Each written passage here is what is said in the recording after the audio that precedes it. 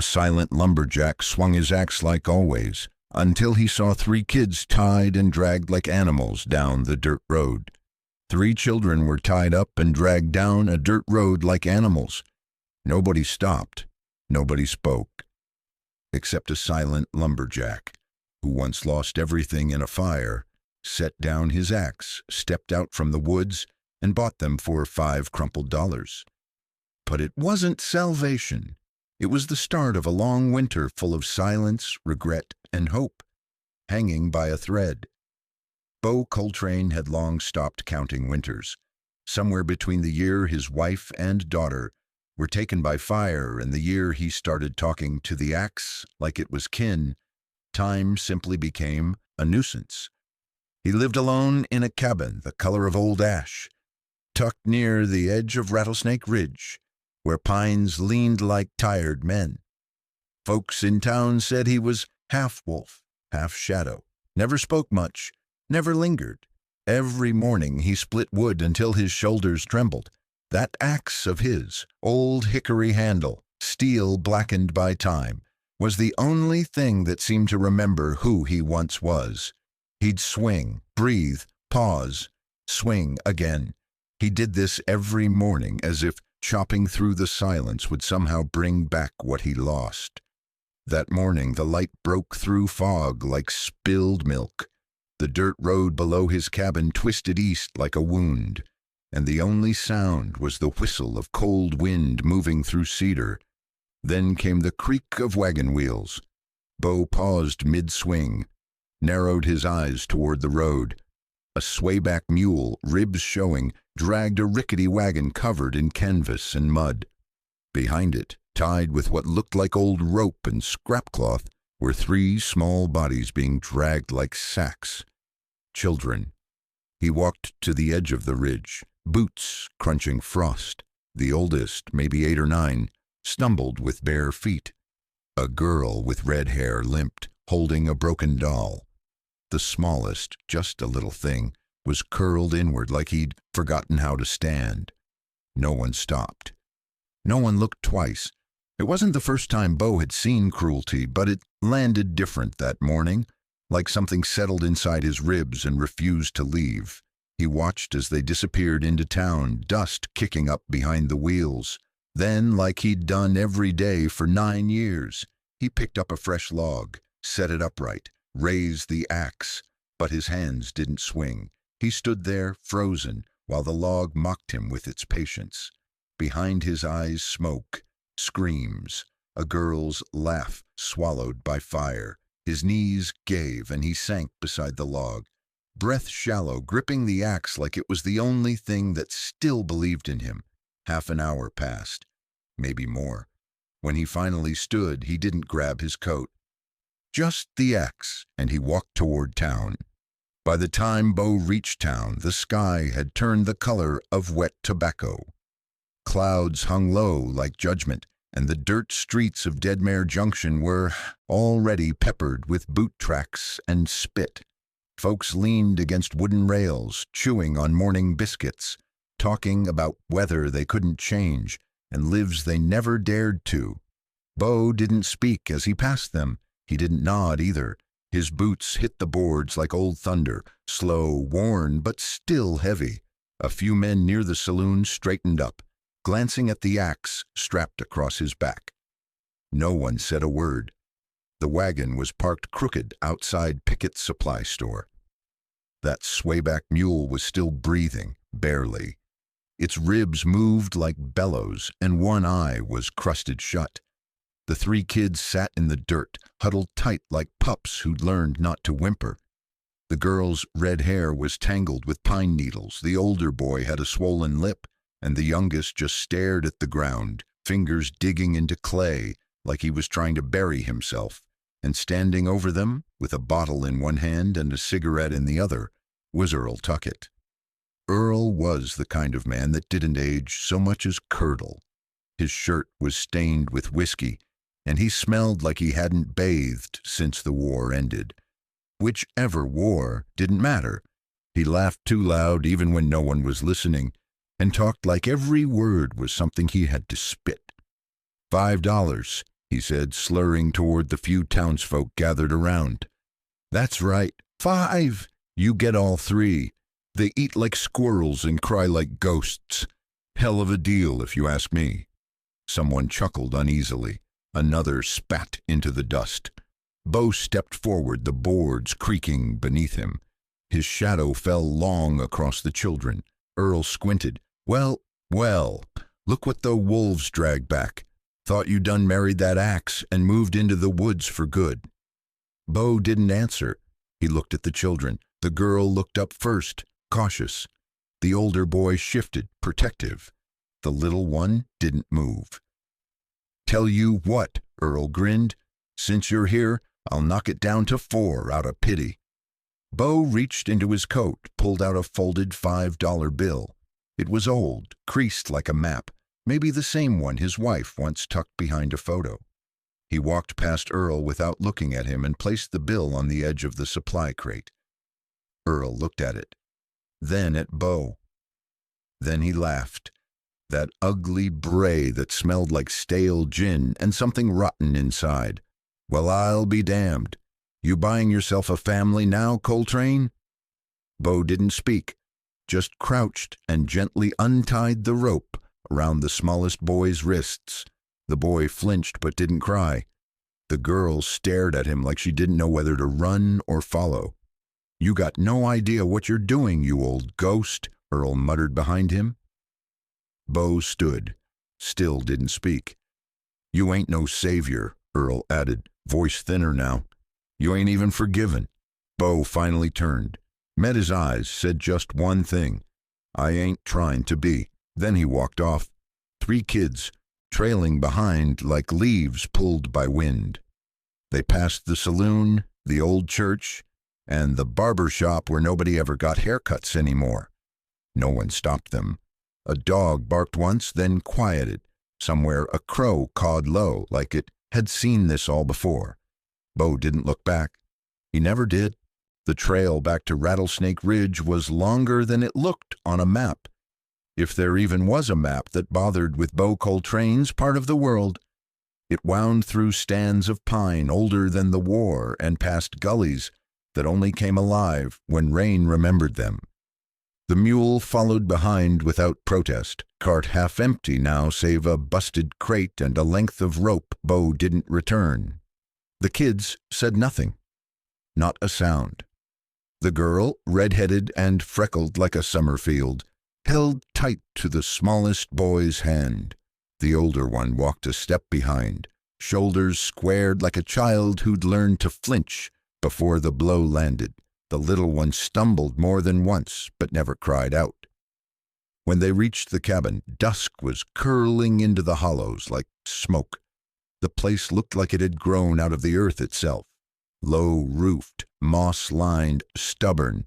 Smoke curled from the chimney, the kind that smelled of spruce sap and cracked hands. It wasn't much, but it hadn't fallen down either.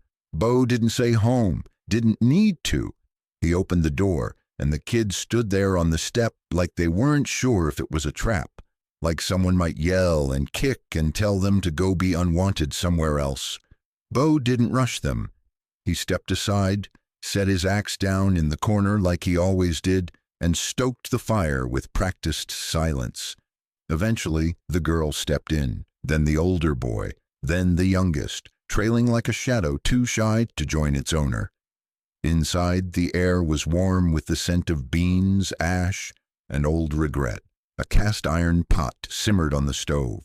A bundle of kindling lay beside the hearth. 3 bowls sat on the shelf. There were 4, but only 3 had been washed that morning. Bo ladled soup without looking at them, then set the bowls on the table. He didn't motion for them to eat. He didn't speak. He just sat in his chair, the one with a crack down the armrest from the day he slammed it. Years ago, when the letter came saying the fire was his fault. The kids didn't pray, but they ate. Slowly, watching him between bites like deer in tall grass. After supper, the girl wandered near the hearth and spotted the brush Bo's wife once used. Its wooden spine was cracked, teeth worn down to nubs. She didn't ask whose it was, just ran her fingers over it and placed it back carefully like it might remember its owner if she was gentle enough. The youngest boy curled near the fire. The older one sat on a stool and whittled at a stick with the blunt edge of a spoon. Bo made up beds with old quilts and patched hay mattresses. He laid them out side by side beneath the rafters, under the crossbeam that once held his daughter's wind chime. It was gone now. He didn't sleep that night. Instead, he sat on the porch, pipe in hand, but unlit, and watched the trees lean into one another like tired men at the end of a shift. Somewhere in the dark, an owl called. Bo didn't answer. Behind him, 3 strangers breathed soft in the rhythm of children who'd never known real rest. And for the first time in 9 years, the cabin didn't feel empty, just quiet. And maybe that was a start. Come morning, the ridge was glazed in frost, thin as old memories and just as fragile. Bo rose before the sun, as he always did, boots crunching on the porch boards that groaned like bones long past their prime. He stacked wood by the stove, refilled the pot with water from the well, and stood outside with a mug of weak chicory coffee, staring into the pine shadows like they held answers. Inside, the kids stirred slowly. The girl, quiet but not scared, folded the blankets and made the hay beds neater than she found them. The older boy checked the fire and added 2 sticks without being told. And the youngest just sat. He perched by the hearth, legs crossed, arms around his knees. He didn't speak, not a whisper, not a grunt, just those big eyes watching Bo with something like suspicion, something like hunger. Bo noticed his hands, swollen around the knuckles. 2 fingers on the left, crooked, healed, wrong. Those busted clean through, Bo murmured mostly to himself. Long time back, I'd wager. The boy blinked but didn't flinch. Bo didn't ask who did it. Some things didn't need names. That morning he didn't chop wood. Instead, he brought out the carving knife and a bundle of dried root vegetables, sat them on the table, rolled up his sleeves, set to peeling, slicing, dropping the bits into a pot with salted fatback and rain barrel water.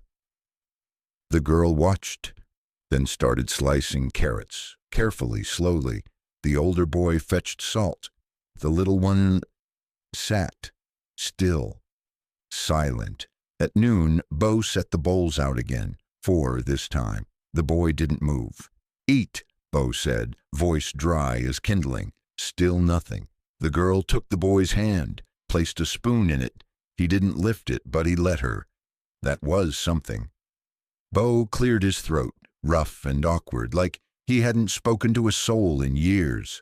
Truth was, he hadn't, not proper. You don't gotta talk, he muttered, not looking at the boy. But you do gotta eat. Cabin don't run on ghosts.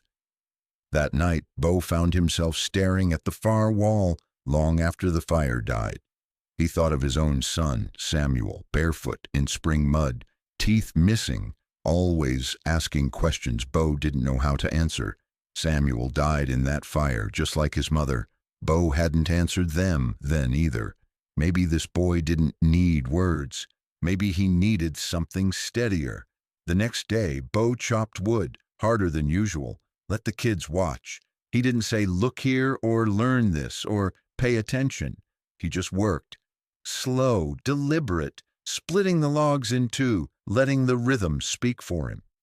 When he glanced up, the girl was mimicking his grip with a stick. The older boy studied the way Bo braced his foot. The youngest just sat. But his eyes followed the axe. That evening, when the stew was gone and the fire was low, Bo heard a whisper behind him. Not a word, not a sentence, just a sound. Breath pushed into shape, like wind catching through broken shutters. Bo turned. The little boy was staring at the floor. He hadn't meant to be heard. Bo didn't ask him to repeat it, didn't lean closer, didn't smile. Just nodded once, quiet and slow, as if to say, I heard you. That's enough. 3 days passed in the hush of pine needles and chimney smoke. The snow line crept lower. The children began to fit into the cabin like stones settling in river silt, quiet but not out of place. Meals were made, blankets shaken out, firewood stacked, and the silence between them all began to change. It wasn't hollow anymore, it had weight, like something buried slowly being unearthed. Bo Coltrane had lived with ghosts for years. They never knocked. But this morning, hooves did. He heard it before he saw her, the sharp clop of a mule's shoes echoing through the trees. Not fast, not urgent, just steady, as if the rider already knew she wasn't welcome, but came anyway. Lucille Harper rode like the mountain belonged to her. She slid off the saddle like she was stepping down from judgment, long gray coat fluttering in the wind, the smell of pine tar and old tobacco trailing her boots. Her eyes were sharp, too sharp for a woman who once tended the dying. "God help me," she said, one hand on her hip.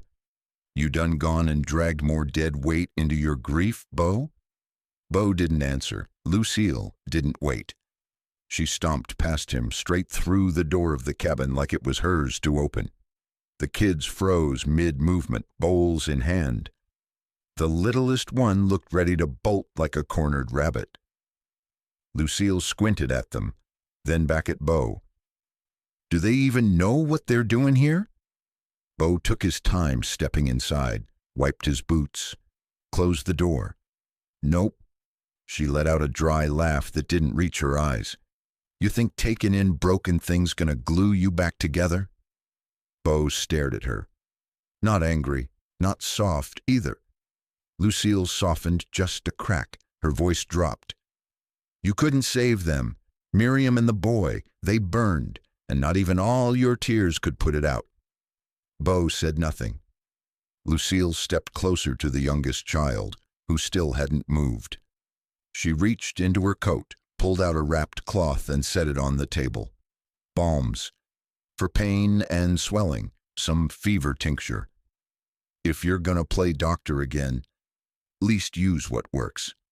She turned toward the door, paused with her hand on the frame. "You ever think maybe you're not rescuing them?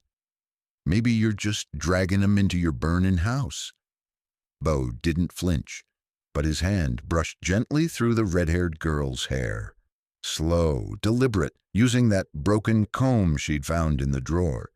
She leaned into it. Lucille watched that small gesture like it stung. Then she said, "You got 9 lives, Bo Coltrane.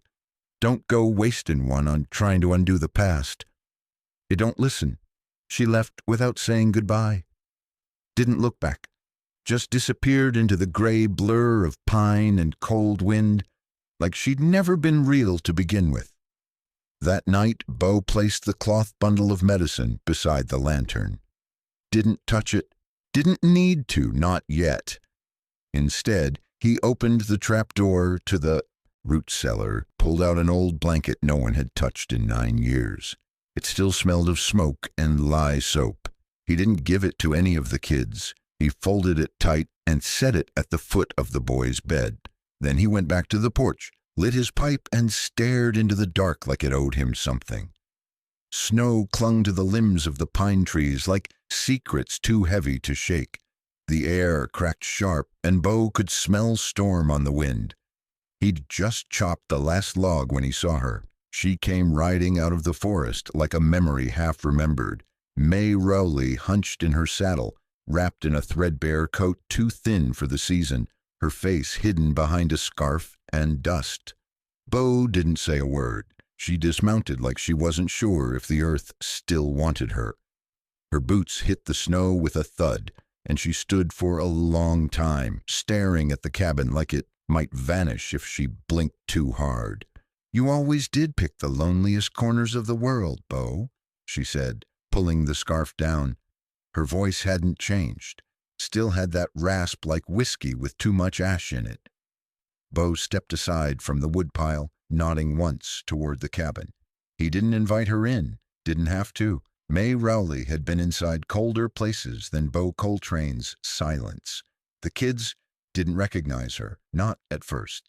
They huddled near the hearth, eyes wide, spoons half lifted. May didn't move toward them. She just stood in the doorway, looking. "Junebug's got my hair," she whispered. "Clyde's got Earl's eyes, and that littlest one—" Her voice trailed off. Bo waited. She stepped forward slowly, pulling something from her coat. It was a hunting knife. The handle wrapped in old leather, the blade pitted but sharp. She held it out to him without a word. He took it, turned it over in his hand. "This what you came for?" he asked, his voice low. May shook her head. "No," she said. "I didn't come for them either." The kids stared. Junebug reached out for Clyde's hand. "I ain't got nothing left to offer 'em," May said. "Not food, not warmth, not even a story worth telling. Only thing I ever gave them was a name that meant run." Bo didn't answer. He walked to the wall and hung the knife below the rifle that used to belong to Miriam. Let it rest there in the shadow of grief and protection. May watched the motion like it meant something sacred. "I thought about leaving them by the river once," she said. "Tide's fast out by Blackwater Bend. Would have been easy. Quick. But you didn't." May looked at him, hard. "No," she said. "Didn't. Left 'em with Earl instead. Thought maybe the devil they knew was better than the one I saw in me." Bo's jaw tightened. Outside, wind scraped the corners of the roof. "You ever want them back?" he asked. May looked toward the children again. "No," she said. "I just wanted to see if someone else could carry what I couldn't." She walked to the doorway again, paused. "I heard what you did," she said. $5 and silence. That's more than most men pay for their soul." She turned back toward the snowy trail, didn't say goodbye, didn't look back. Bo stood in the doorway long after she was gone. Inside, Clyde crept forward and looked up at the knife hanging on the wall. "That hers?" Bo nodded. The boy stared a little longer.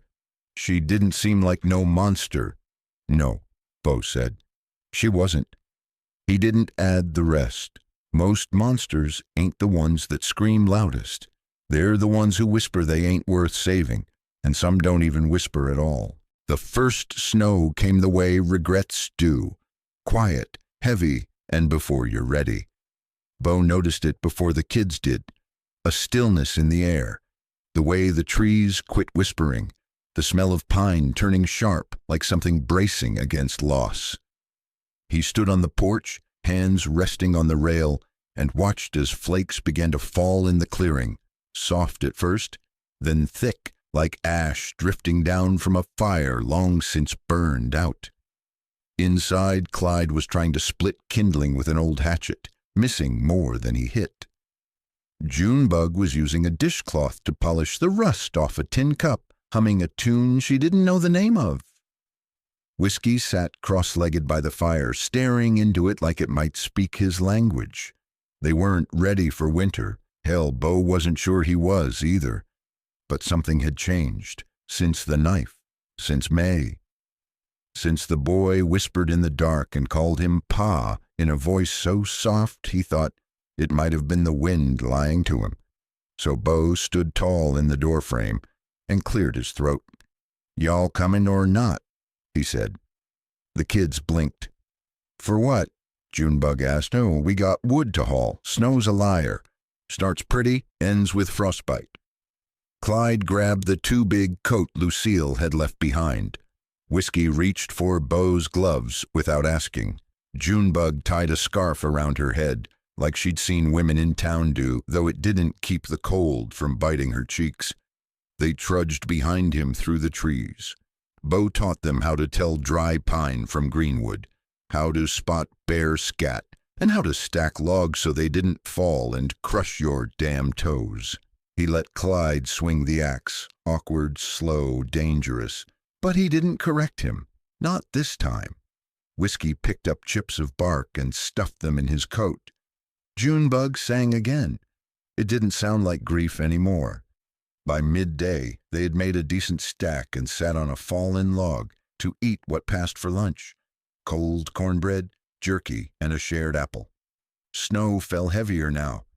Junebug stuck her tongue out to catch a flake. Clyde rolled a ball of it and patted it into a lopsided snowman with a stick for a nose. Whiskey, quiet as ever, made 3 small mounds in a row, then stomped one flat. Nobody asked why. When the lights started fading, Bo led them back, slower this time. Junebug slipped her hand into his. "You ever had a Christmas tree, Mr. Coltrane?" He didn't answer, just looked at the pines around them and gave a shrug. "Well, maybe we could cut one later," she said. "Not big, just one with space for 4 socks." Bo's chest tightened. Inside the cabin, the fire roared like it finally trusted them. Clyde hung his coat by the stove.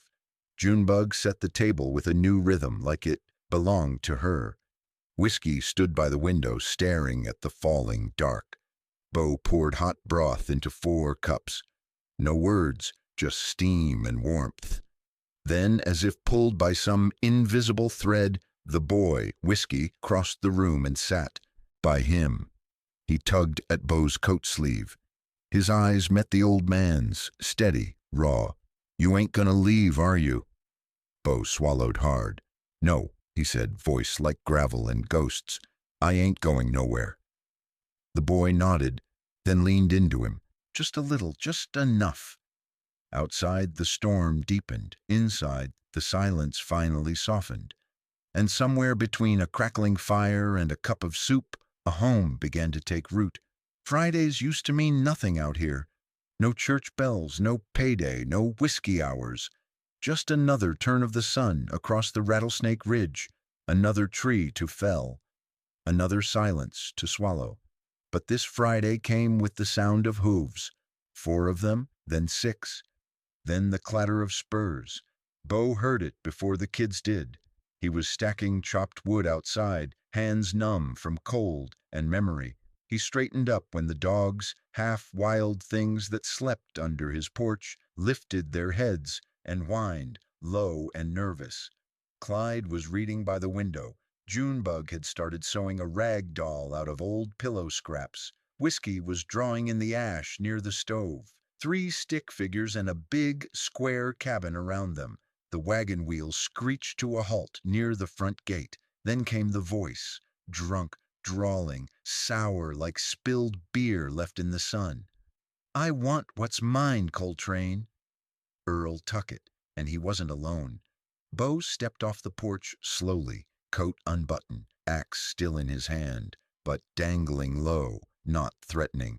2 men on horses flanked Earl, both younger, both looking to prove something with iron at their hips.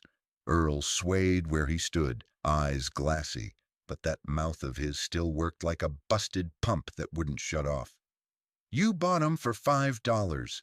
That's a joke, Bo. They're mine. By blood.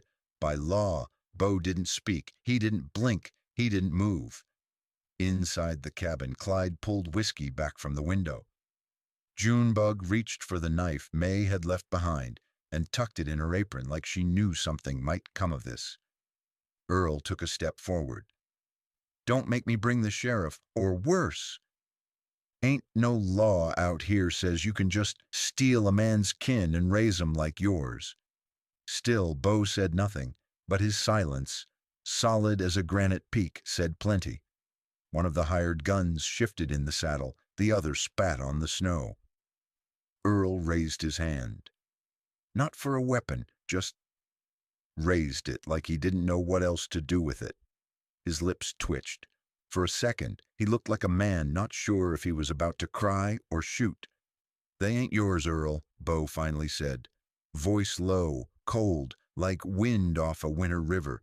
"Not anymore." Earl blinked, laughed a little too loud, looked to his men. "They got no papers. No judge signed 'em off. Hell, they still got my name." "I'll take 'em to church come Sunday," Bo cut in. "We'll fix that." The 2 riders exchanged glances. Earl took a step back. "You think you can just take my blood and turn it into yours?" Bo's jaw tightened. "No," he said, "but I can teach 'em to never be like you." For a moment, everything froze. The snowflakes in midair, the breath between them. the wild dogs watching from the shadows. Earl stared. Then he turned. "Let's go," he mumbled. Neither of the riders moved until he mounted his mule again. They rode off slower than they came. Bo didn't move until they were specks behind the ridge. Only then did he turn, step back onto the porch. Junebug opened the door, didn't ask what happened. Whiskey stood behind her, hand curled in her skirt. Clyde looked Bo straight in the eye.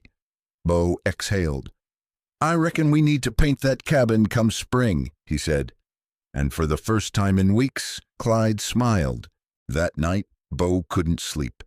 Not for the wind rattling the eaves, not for the fire crackling down to coals, and certainly not for the sound of the children breathing soft and safe in the loft above. It was the letter that kept him awake. The one he'd never written. The one he should have. He sat at the small kitchen table, lit only by an oil lamp that made his hands look older than they were. Scarred, knuckled, brown from sun and soot. The cabin was quiet. Outside, snow tapped the windows like a polite memory. Inside, the paper stared up at him, blank, judgmental. He picked up the stub of a pencil and began. "Ellie, it's been 9 winters. You always said I was too proud to say sorry, too stubborn to mean it even if I did. Maybe you were right. I chopped wood instead of talking. I built things instead of fixing us. And when the fire came, I ran toward it like I could save you, like I had any right.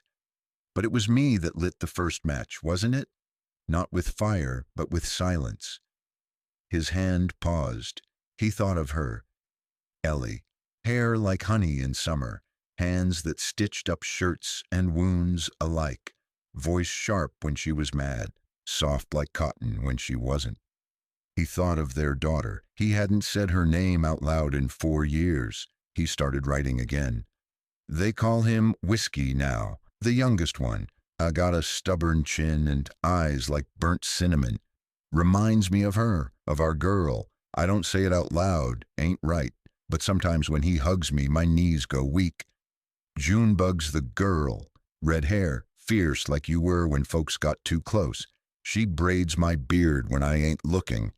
And Clyde, he reads like I used to before I forgot how. Quiet boy, watches more than he speaks.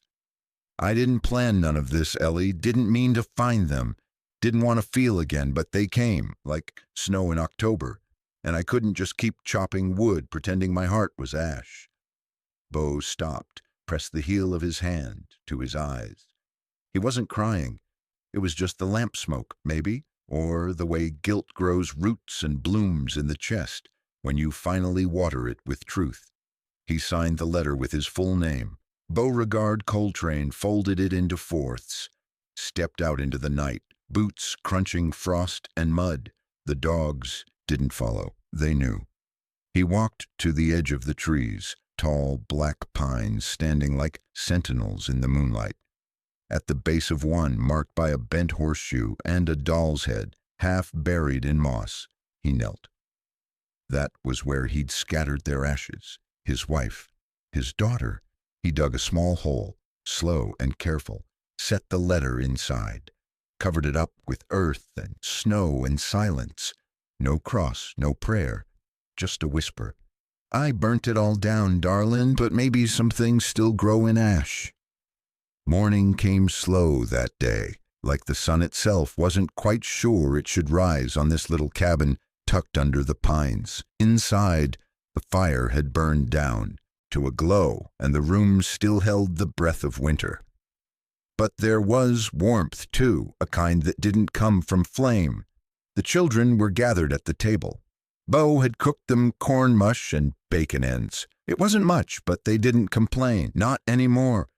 Their hands held spoons with the steadiness of those who'd learned not to rush. There was a rhythm now, quiet and comforting. But something had been stirring beneath that calm. Junebug, sharp as a flint chip, was the first to speak. "Do we gotta keep the names he gave us?" Bo paused. He set his coffee down. "No," he said simply.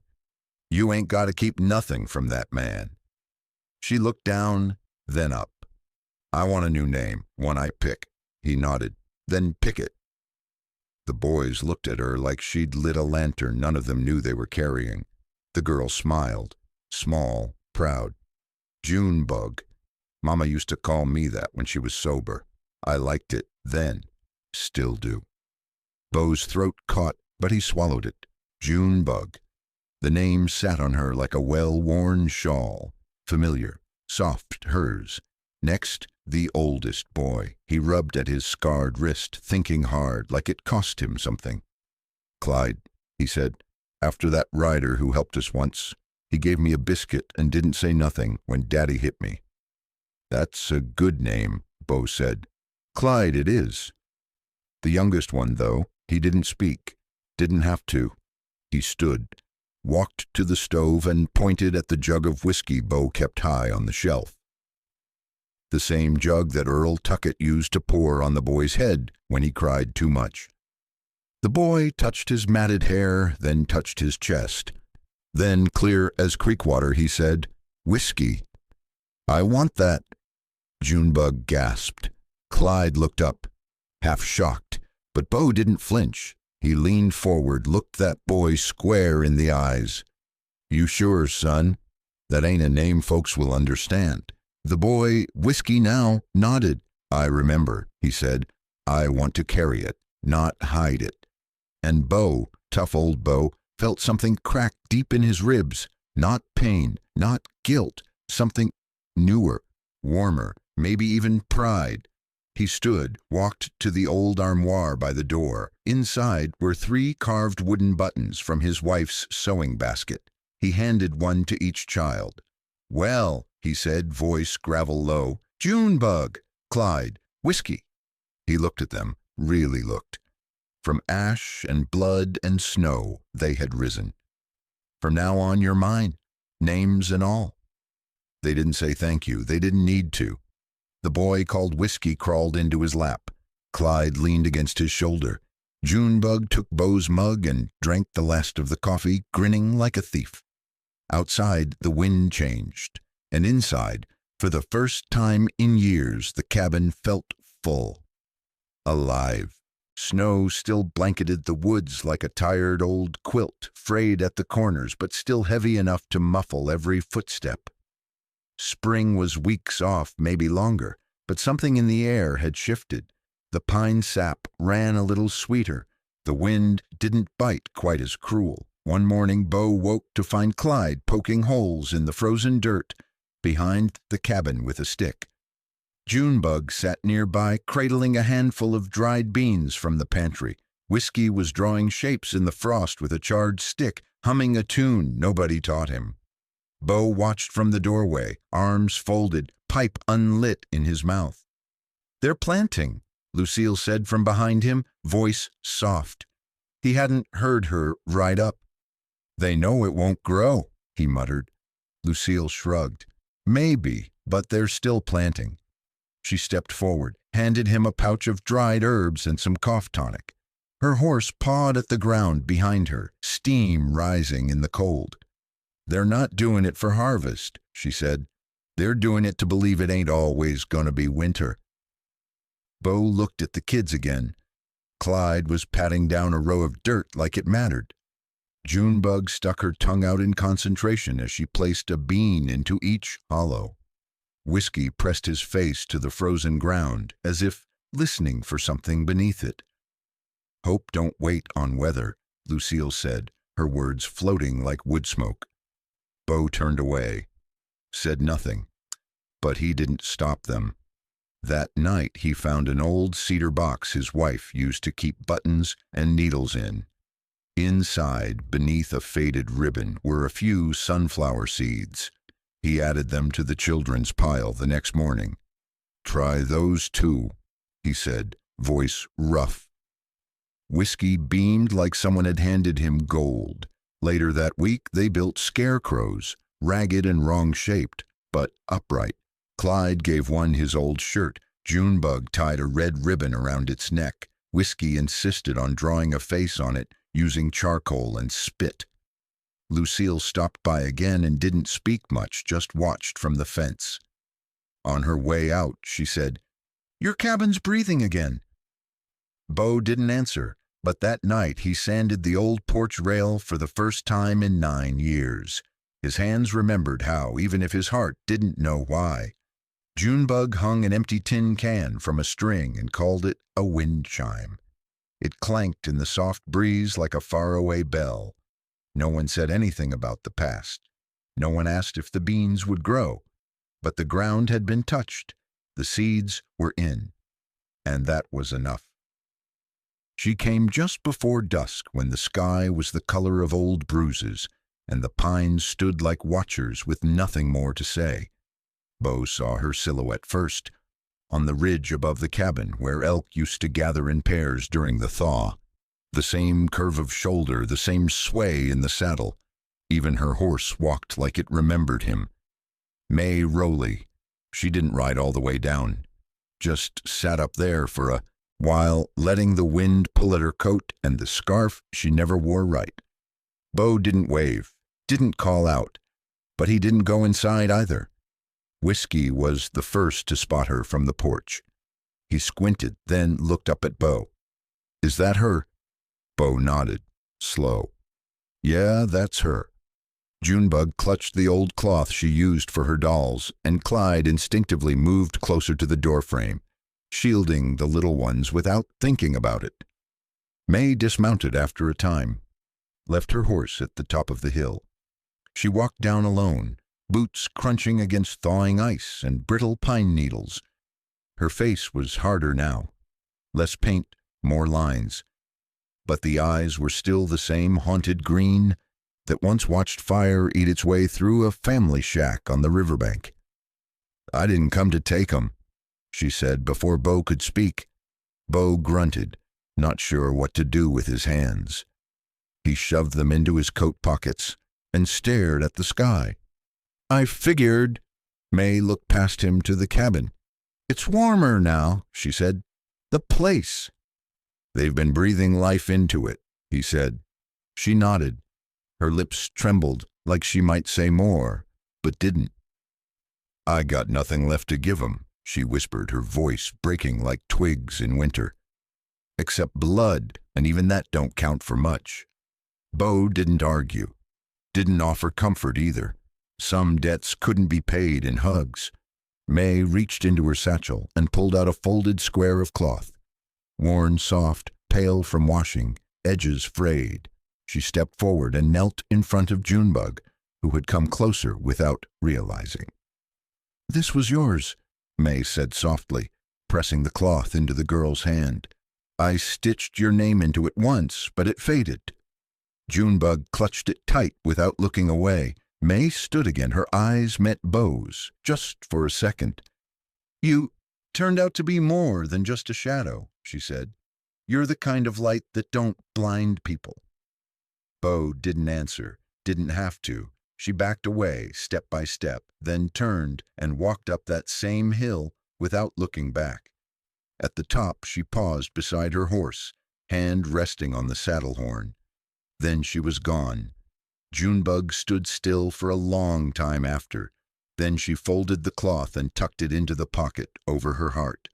Bo lit the porch lantern. The cabin glowed behind them, quiet and steady like a promise. No one cried, but everyone heard something settle. It was Clyde who asked to go into town, not for anything in particular. He just looked out at the melting ridge one morning and said, "Reckon we ought to walk among folks again." Bo didn't argue. He just nodded, like he'd been waiting for someone to say it first. It had been nearly a year since he last walked the main road of Wind Hollow. The town hadn't changed much. Same creaky saloon sign, same leaning post office. But somehow everything felt different when you arrived with 3 children trailing behind you, and not one of them your blood. Junebug wore the little yellow shawl Lucille had left months ago. Whiskey's boots were too big, but he clumped along like a proud colt. Clyde walked upright, steady, his hand never far from the 2 younger ones. Bo walked a half step behind. People noticed them before they even hit the first storefront. Old Man Howard leaned against his feed store wall, pipe drooping from his lips. "Well, I'll be damned," he muttered. "Bo Coltrane's walking the street like he ain't dragging ghosts no more." Across the road, the baker woman paused mid-need, her floured hands resting on the windowsill as she stared. No one said anything cruel, no one laughed. They just watched. At the general store, Clyde held the door for a man with a limp. At the grain depot, Junebug helped an old lady pick up her spilled coins without being asked. And at the dry goods store, Little Whiskey sang, not loud, just a hum, the same melody Bo's wife used to whistle when she washed jars. One of the shop girls, a sour-faced woman named Edna, who'd once told Bo to quit walking around like a ghost, smiled. Actually, smiled. Inside the barber shop, someone said, "Ain't that the Coltrane cabin kids?" Another voice answered, "They look like they belong to him more than they ever did, that Tuckett scum." By noon, they'd walked the full length of Main Street and back. Bo hadn't spoken a word, but his chest felt like it held something other than smoke for the first time in years. Lucille saw them from her porch, didn't wave, but she didn't turn away either, and that was plenty. When they got back to the cabin that evening, Clyde asked if they could paint the porch. "Next week. Spring's comin'," he said. "Place oughta look like it's been waiting on something good." Bo scratched his beard. "I reckon it has," he said. Later, while the children slept, Bo stood outside, staring up at the stars. No ghosts followed him anymore. Just footsteps, small ones, real ones. That left prints in the dirt, and folks in town. They were starting to whisper again. But not about the fire, not about the past. They were whispering about a man who'd once bought 3 broken kids and didn't run. And that was something worth whispering about. Spring didn't come all at once. It never did up near Rattlesnake Ridge.